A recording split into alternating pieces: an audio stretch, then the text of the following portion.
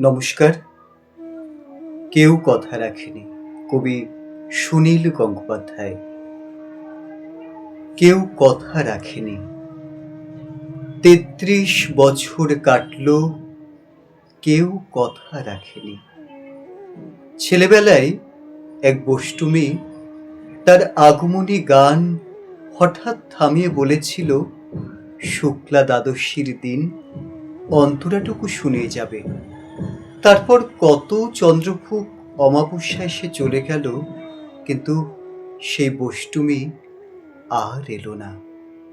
২৫ বছর প্রতীক্ষায় আছি। মামাবাড়ির মাঝি নাদের আলী বলেছিল, বড় হও দাদা ঠাকুর, তোমাকে আমি ৩ প্রহরের বিল দেখাতে নিয়ে যাব। সেখানে পদ্ম ফুলের মাথায় সাপ আর ভ্রমর খেলা করে। নাদের আলী, আমি আর কত বড় হব?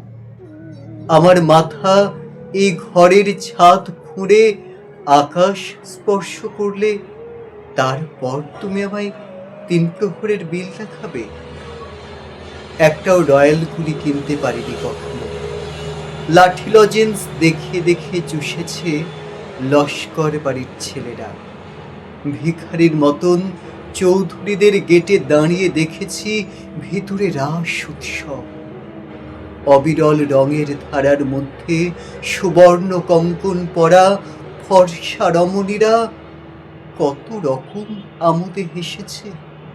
আমার দিকে তারা ফিরেও চায়নি। বাবা আমার কাঁধ ছুঁয়ে বলেছিলেন, দেখিস একদিন আমরাও। বাবা এখন অন্ধ। আমাদের দেখা হয়নি কিছুই। সেই রয়্যালগুলি, সেই লাঠি লজেন্স, সেই রাস উৎসব আমায় কেউ ফিরিয়ে দেবে না। বুকের মধ্যে সুগন্ধি রুমাল রেখে বরুণা বলেছিল, যেদিন আমায় সত্যিকারের ভালোবাসবে, সেদিন আমার বুকেও এরকম আতরের গন্ধ হবে। ভালোবাসার জন্য আমি হাতের মুঠোয় প্রাণ নিয়েছি। দুরন্ত ষাঁড়ের চোখে বেঁধেছি লাল কাপড়। বিশ্ব সংসার তন্ন তন্ন করে খুঁজে এনেছি ১০৮টা নীল পদ্ম। তবু কথা রাখেনি বরুণা। এখনো তার বুকে শুধুই মাংসের গন্ধ। এখনো সে যে কোনো নারী। কেউ কথা রাখেনি।